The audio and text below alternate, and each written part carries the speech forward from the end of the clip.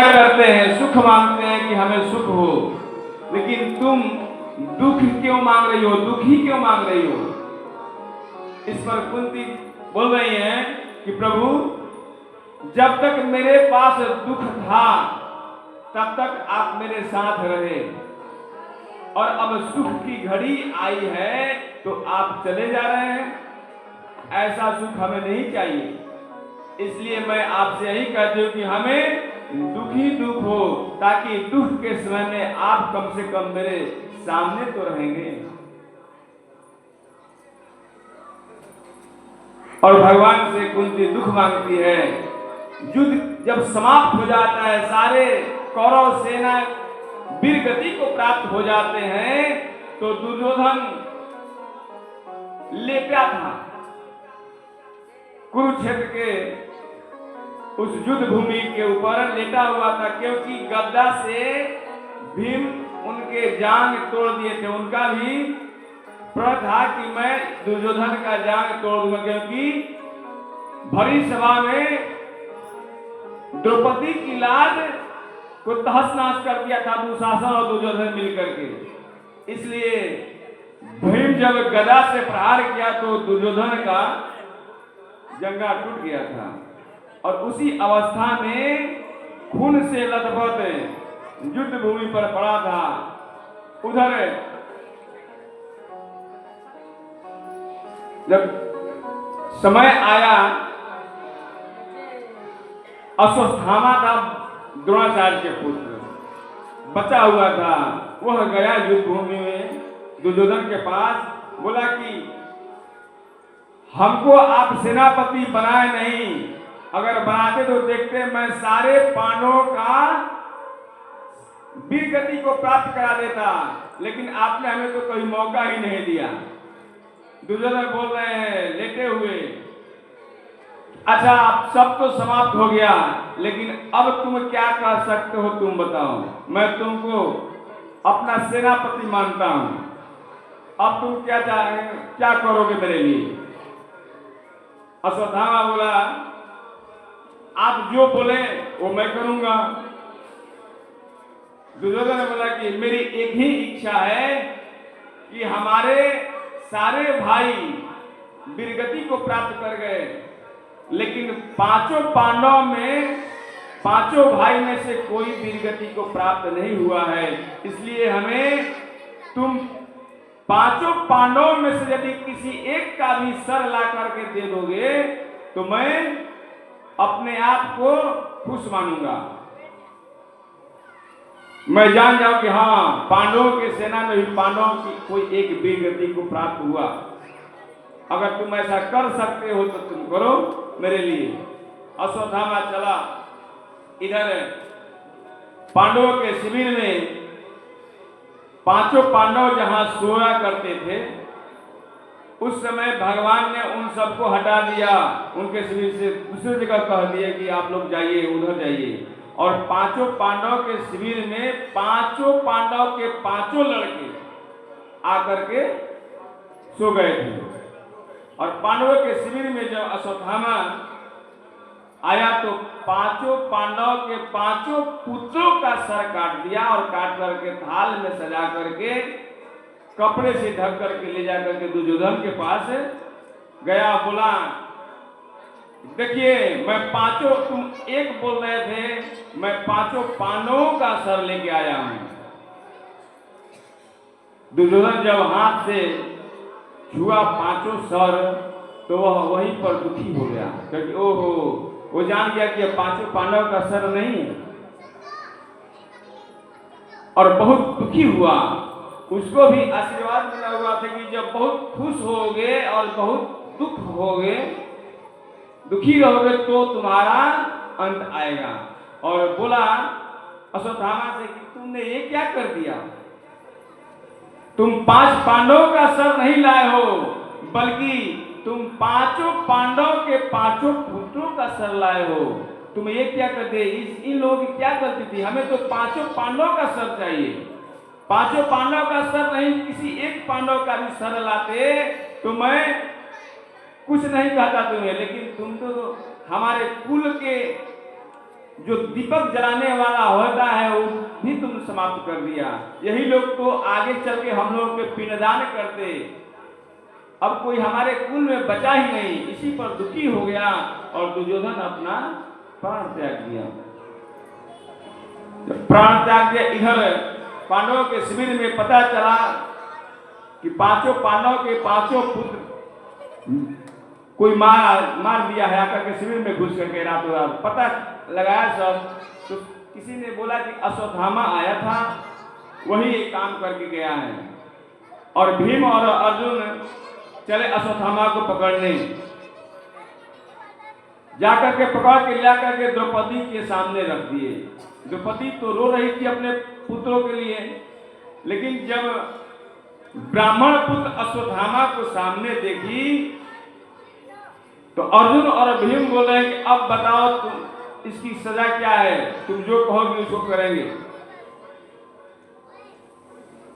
भगवान से पूछा गया कि इसकी सजा क्या है। भगवान बोले कि हम क्या इसमें बोले, द्रौपदी से ही बोलो, पूछो क्या करना है, मार दें कि छोड़ दें। अंत में अर्जुन बोल रहे हैं कि नहीं प्रभु आप ही बताइए। नीति तो यह कहता है कि ब्राह्मण पुत्र को मारना नहीं चाहिए, चाहे कितना भी गिरा गया ब्राह्मण हो उसको मारना नहीं चाहिए, बल्कि मारने जैसा कोई सबक उसको सिखा देना चाहिए।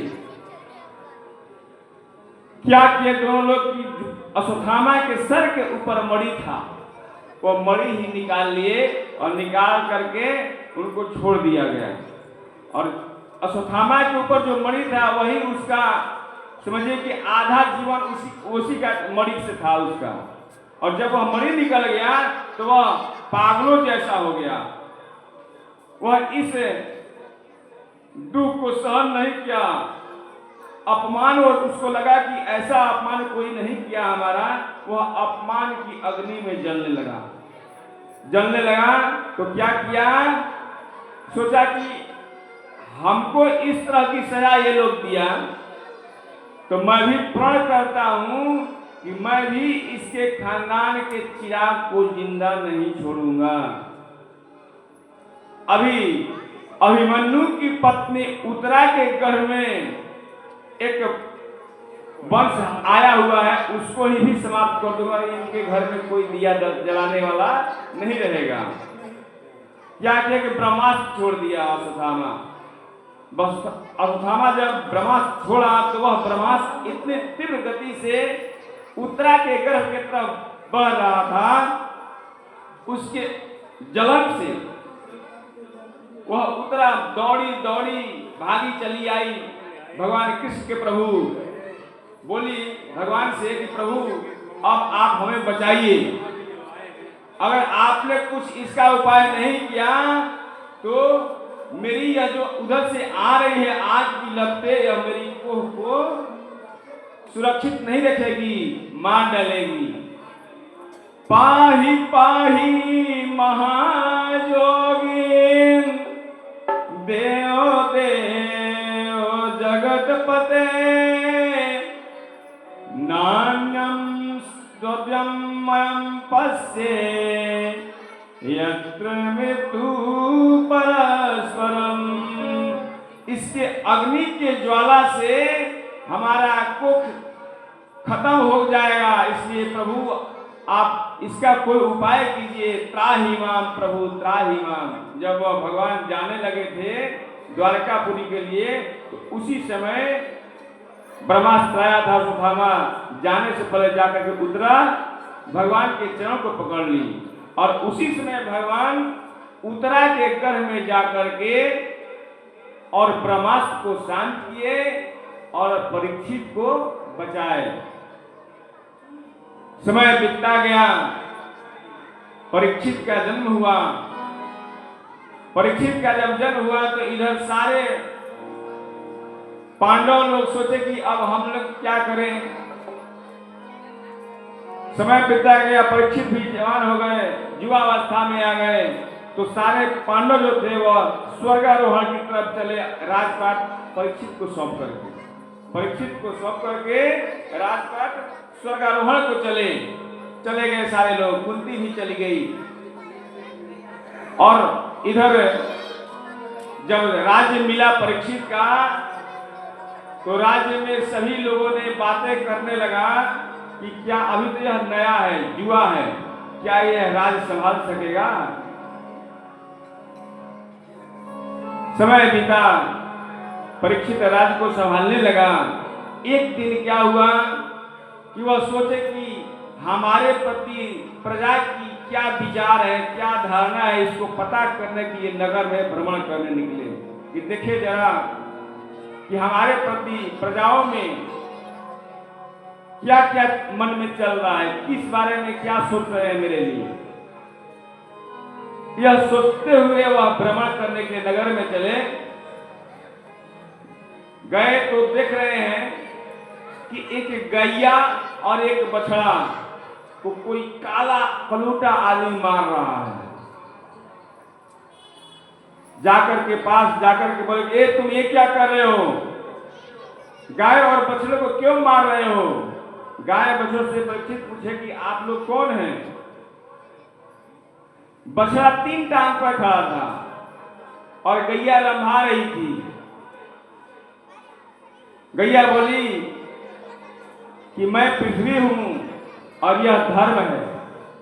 1 टांग पर खड़े थे, 3 टांग टूट गया था, मार करके वह काला कलूटा आदमी तोड़ दिया था और फिर मारने जा रहा था। तब तक से वहां परीक्षित बोले कि नहीं रुको, क्यों मार रहे हो, क्या तुम मेरे से डर नहीं लगता तुम्हें, रुको अभी मैं तुम्हें सबक सिखाता हूं। तो अपनी तलवार निकाले उसको मारने के लिए काले कलूटे आदमी को, तो वह उसी समय उनके चरणों में गिर पड़ा। परीक्षित पूछ रहे हैं कि तुम कौन हो। बोला कि मैं कलयुग हूं। परीक्षित बोले कलयुग जब तुम हो तो मेरे राज्य में कलयुग नहीं आ सकता, तुम यहां से चले जाओ। कलयुग बोला कि महाराज इस पूरे धराधाम पे केवल आपका ही छत्र छाया है, पूरी पृथ्वी आपकी है, आपका समाज पूरा फैला हुआ है। तो मैं कहा रहूं, जिस तरह त्रेता युग, सतयुग, त्रेता युग, द्वापर युग आता है, उसके बाद द्वापर युग के बाद कलयुग भी आना है, जरूरी है, इसलिए मैं आया हूं, आप हमें भगाइए मत। पूछे परीक्षित की तुम्हारे अंदर तो केवल अवगुण ही अवगुण पड़ा है, तुम सबको मारते पीटते हो, गाय को मारते हो, बछड़े को मारते हो। कलयुग बोल रहा है कि नहीं प्रभु, हमारे में कमी तो जरूर है, लेकिन एक अच्छाई मेरे में है। वो क्या अच्छाई है। सतयुग में, त्रेता युग में और द्वापर युग में लोग बहुत बहुत सालों से भगवान का आराधना करते, जप करते, तब जाकर के प्रसन्न होते थे भगवान और उनको दर्शन कर देते थे। लेकिन कलयुग में केवल भगवान का नाम लेने मात्र से ही भगवान प्रसन्न होकर के भगवान भक्तों के अंदर आहुत हो जाते हैं। इसलिए यह एक अच्छाई मेरे में है, इसलिए आप हमें भगाइए मत, हमें कोई स्थान दे दीजिए। परीक्षित पूछ रहे कि बताओ तुम्हें स्थान दूं, क्या करूं। चलो मैं तुम्हारे लिए 4 स्थान देता हूं।